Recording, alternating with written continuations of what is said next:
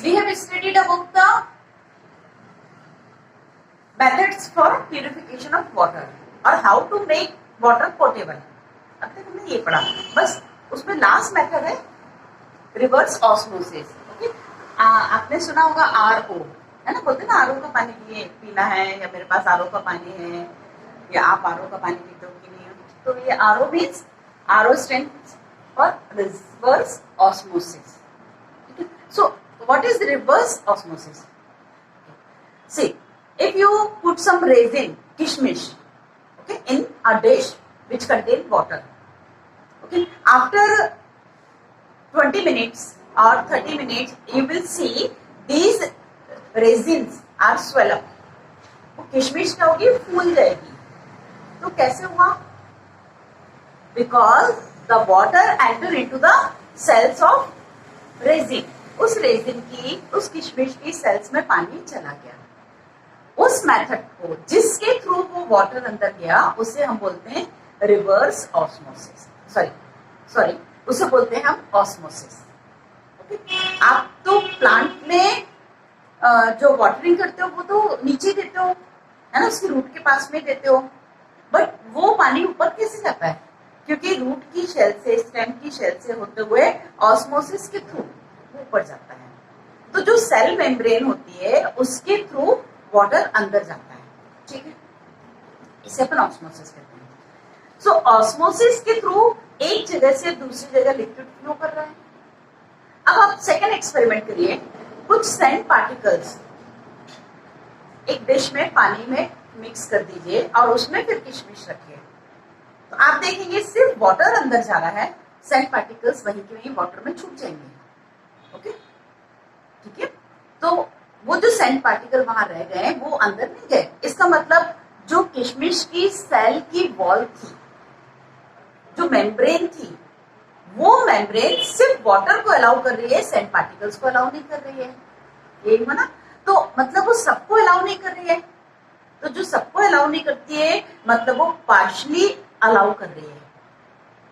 ठीक है, और पार्शली को अपन कभी कभी सेमी भी कहते हैं. तो पार्शली परमिएबल मेम्ब्रेन है. परमिएबल मतलब परमिट करने वाली. ठीक है, तो वो पार्शली परमिएबल मेम्ब्रेन है या फिर सेमी परमिएबल मेम्ब्रेन है. ठीक है, उसी मेम्ब्रेन का यूज आरओ में होता है. ठीक है, तो आरओ में क्या होता है, जो ऑस्मोसिस का रिवर्स होता है. तो जो नॉन पोर्टेबल वाटर है या नॉन ड्रिंकिंग वाटर है, जो हमारे लिए अनहेल्दी है, उस वाटर से प्योर वाटर निकल के सेमी परमिएबल मेम्ब्रेन के थ्रू सेकेंड पोर्शन में पहुंच जाएगा और वो हमारे लिए ड्रिंकिंग पर्पस में काम आएगा. तो उस मेम्ब्रेन को सेमी परमिएबल मेम्ब्रेन कहते हैं. ठीक है, तो by this way we can make water portable. Next topic is pollution of the Ganga.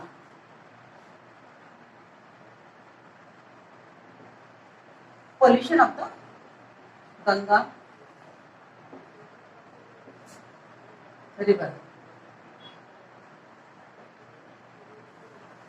Of all the rivers in India, Ganga is regarded as most polluted river of India.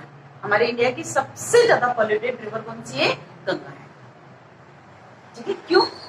आपने भी देखा होगा कितना गवर्नमेंट इसके लिए कितना एजेंसीज बना रखी हैं, कितने उन्होंने ऑपरेशन स्टार्ट कर रखे हैं, कितने प्लान निकाले हुए हैं, कितनी स्कीम्स हैं, है ना. तो उसमें क्या आप देखते ना, डेड बॉडी भी उसमें जा रही है, फ्लावर्स अपन जो पूजा करने के बाद जो बचते हैं वो भी उसमें डालते हैं.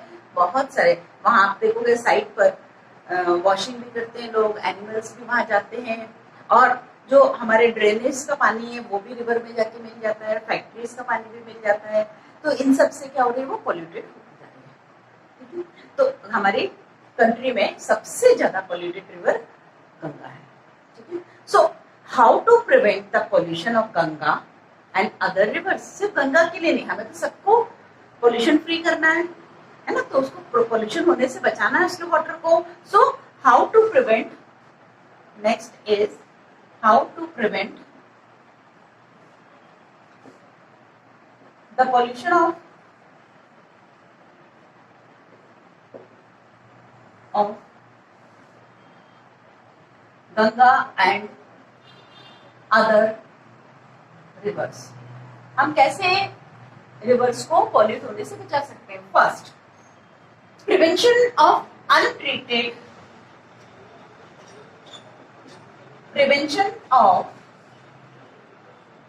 untreated sewage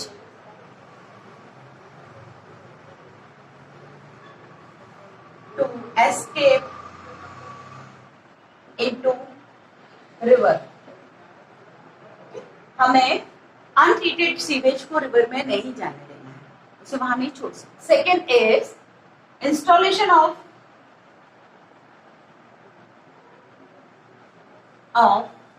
sewage. मतलब है तो हमारे कंट्री में सीवेज ट्रीटमेंट प्लांट्स हैं, बट वो मॉडर्न नहीं है. So installation of modern sewage treatment plants.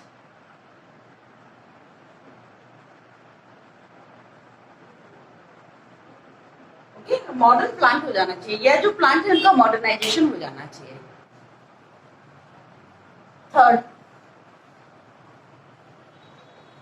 Third is treating the industrial waste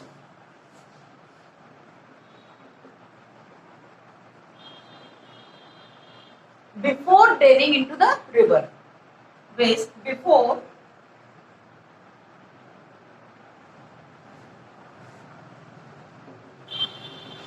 draining into the river. Okay, हमें जो इंडस्ट्रियल वेस्ट है उसे रिवर में ड्रेन करने के पहले उसे ट्रीट करना चाहिए. Okay, so and fourth one is afforestation. Afforestation मालूम है ना आपको? Plantation. Afforestation of river bank to check erosion.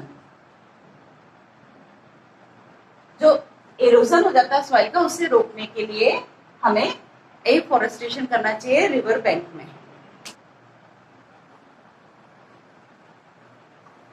Then यदि हमने ये सब कर लिया, उसके बावजूद भी हम ऐसा करके निश्चित नहीं हो सकते कि चलो ये प्लांट लग गया अब तो हमेशा के लिए अपन निश्चित नहीं. हमें टाइम टू टाइम वाटर की क्वालिटी को चेक भी करना चाहिए. Okay, so regular monitoring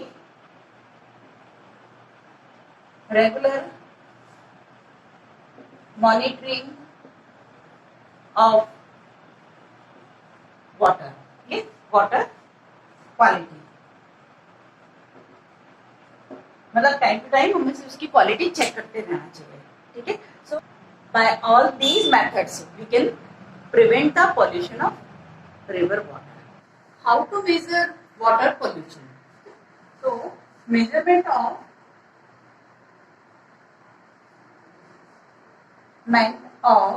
water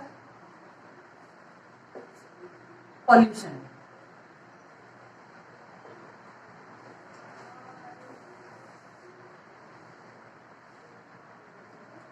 To measure the quality of water or purity of water, BOD, this is the short form of biochemical oxygen demand. Unit is used, okay, to measure the purity of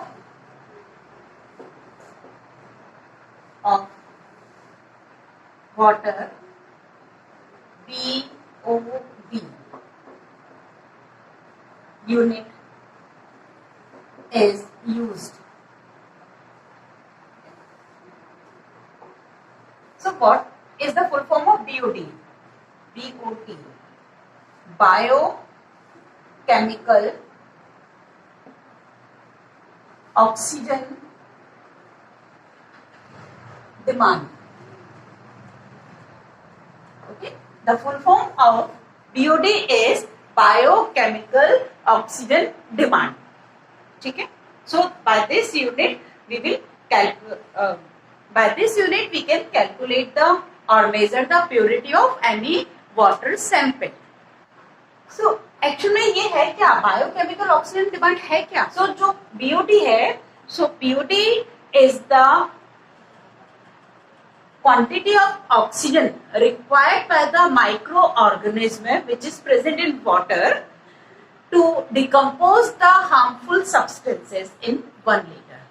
1 litre water में कितनी oxygen होना चाहिए जिससे कि micro organism उस oxygen को use करके जो हार्मफुल सब्सटेंसेस है 1 लीटर वाटर में उसे डिकम्पोज कर दें. तो दिस इज बीओडी और बायोकेमिकल ऑक्सीजन डिमांड. ये माइक्रो ऑर्गेनिज्म की ऑक्सीजन डिमांड के बारे में बात कर रहे हैं. ठीक है. And pure water must have BOD 1 ppm. ठीक है. एक ये यूनिट भी है. So pure water must have 1 ppm BOD. ये उसका प्योर वाटर का जो ड्रिंकिंग वाटर है या जो अच्छा वाटर अपन जिसको कहेंगे ना, तो उसकी बीओडी वैल्यू कितना होना चाहिए, 1 ppm होना चाहिए. Next is water conservation. Okay, so we will discuss about the methods of water conservation. So what is water conservation? Okay, when you read news regarding water scarcity in newspapers or when you listen news on television or any media regarding water scarcity, okay, so पूरे world में हर जगह कहीं ना कहीं water scarcity हमें सुनने को मिलती है. ठीक है. सो जब हम उसे सुन लेते हैं कि पूरे वर्ल्ड में वाटर स्कार्सिटी चल रही है, so we can realise at that time the importance of water. तब हमें समझ में आता है कि वाटर की कितनी इम्पोर्टेंस है. ठीक है. अदरवाइज हम अपने मस्त वेस्ट कर रहे हैं, टैप कहीं ऑन है तो ध्यान देख के भी निकल जाते हैं, ये नहीं कि हम उसे बंद कर दें. ठीक है. कोई पानी ऐसे ही फेंक रहा है तो अपन उसको रोकते भी नहीं है, कई बार ऐसा हो जाता है.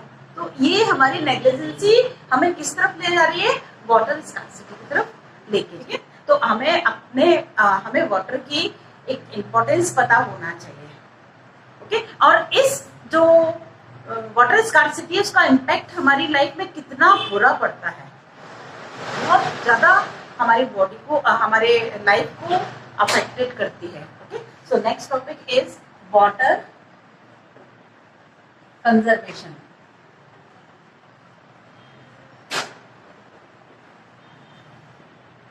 Water conservation. Water scarcity arises when there is an imbalance between the availability of water and demand of water. Simple सी बात है. वाटर स्कार्सिटी कैसे अराइज होती है, जब अवेलेबल वाटर का अमाउंट और जो डिमांड है उसमें इम्बैलेंस हो जाता है, उनके बीच में इम्बैलेंस होता है, तो वाटर स्कार्सिटी आती है. और डेफिनेटली जब इम्बैलेंस है तो हमारी रिक्वायरमेंट फुलफिल भी नहीं हो पाएंगी. जो हमें वाटर जितना रिक्वायर्ड है हमारी सारी नेसेसरी प्रोसेसेस के लिए या हमारे वर्ल्ड में जो लिविंग ऑर्गेनिज्म है उनको, आपके जर्मिनेशन हो सीड का तो वाटर चाहिए, है ना. क्रॉप के लिए वाटर चाहिए, तब तो आपको फूड मिल पाएगा. आप तो अपना फूड खुद नहीं बनाते हो ना, आप सिंथेसाइज तो नहीं करते हो ना अपना फूड, आप तो प्लांट्स पे डिपेंड करते हो. ठीक है. कई बार हम कुछ मतलब प्लांट्स पे डिपेंड करते हैं, तो प्लांट्स अपना फूड बनाते हैं तो उनको भी तो वाटर चाहिए ना. Without water they can't complete their photosynthesis process. बिना पानी के तो कोई नहीं सकती है. Although water is renewable resource. मान लिया हमने कि नेचर उसके वापस से बार बार उसको बना रही है, नेचर से हमें रिन्यू होके मिल रहा है वाटर, उसके बावजूद भी हम उसका यूज बहुत फास्ट रेट से कर रहे हैं. मतलब जिस रेट से नेचर वाटर को नहीं बना पा रहा है उससे ज्यादा रेट से हम उसे यूज कर रहे हैं.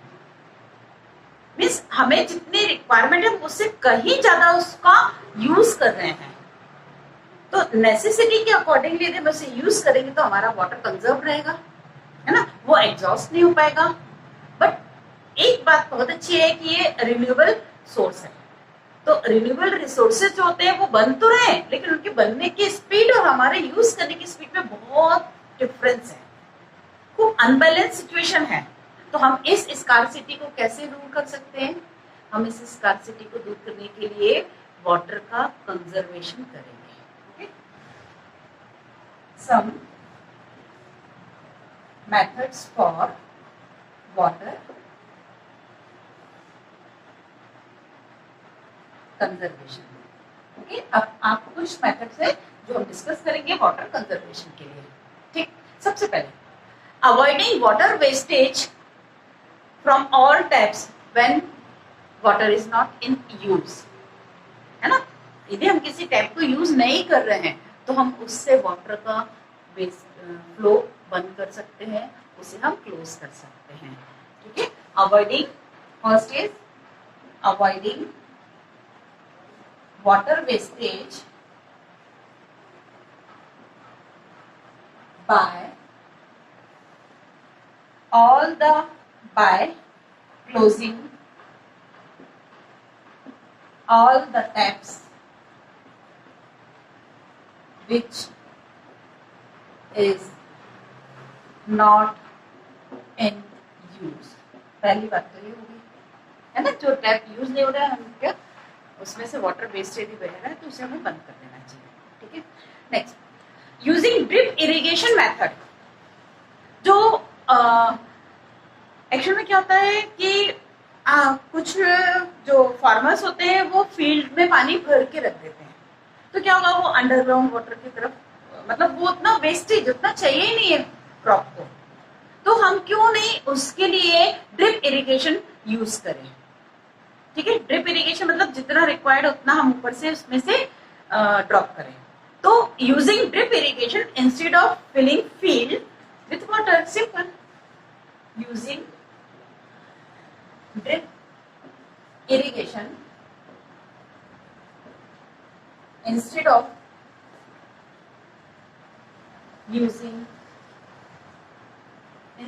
filling field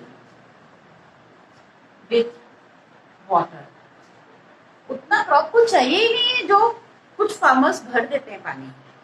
ठीक है, तो जितना रिक्वायर्ड है उतना ही तो वेस्टेज तो है यदि उसको फील्ड को भर दे रहे हैं वो तो। ठीक है, थर्ड इज जो फैक्ट्रीज में वाटर वेस्ट जो निकलता है उसे ट्रीट करके उसे रिसाइकिल करें, उसे बार बार यूज करें। ठीक है, जो फैक्ट्रीज में वेस्ट वाटर निकलता है उसे ट्रीट करें, उसे प्यूरिफाई करें और उससे बार बार रिसाइकिल करें, बार बार उसे रीयूज करें, मतलब उसी पानी को वो बार बार यूज करते रहे, उससे साफ करते जाए, यूज करते जाए, फिर साफ करते जाए, फिर यूज करते जाए। तो third is recycling water in factories and using many times before discharging it। ठीक है, सो रिसाइकिल करें उस वाटर को, बार बार यूज करें डिस्चार्ज करने के पहले। फैक्ट्रीज को ये करना चाहिए वाटर कंजर्वेशन के लिए। ठीक है, and fourth is flood control करना बहुत जरूरी है। How? By building dams and reservoirs. Okay, so flood control by building dams and reservoirs। Okay, reservoir मतलब वो एक जगह स्टोर करके रखने की बात कर रहे हैं। डैम जैसे होता है तो बड़े बड़े वाटर बॉडीज बना देते हैं जहां पर हम वाटर को स्टोर कर सकते हैं, तो फ्लड ना आए, उस पानी को जो फ्लड के फॉर्म में हमारे पास हमें दिखता है उसे ही वो स्टोर करके रखना है, वही तो वाटर कंजर्वेशन है। नेक्स्ट, रेन वाटर हार्वेस्टिंग, आप तो छोटी क्लास से सुन रहे हो। ठीक है, तो क्या होगा इससे, जो अंडरग्राउंड वाटर है उसका लेवल आप इंक्रीज कर देंगे. Okay, so rain water harvesting, rain water harvesting rises the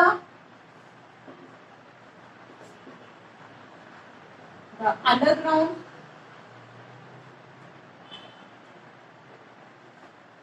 water level. Rain water harvesting से क्या करें, वो पानी जो हमने कलेक्ट करके अंडरग्राउंड चैनल्स के थ्रू हमने भेजा हुआ है, तो वो क्या होगा, अंडरग्राउंड वाटर लेवल को इंक्रीज करेगा. ठीक है, so all this about the water, water pollution, prevention, controlling, and how to measure the water pollution level, and last is water conservation. Okay, so your water topic, your topic related to water is completed.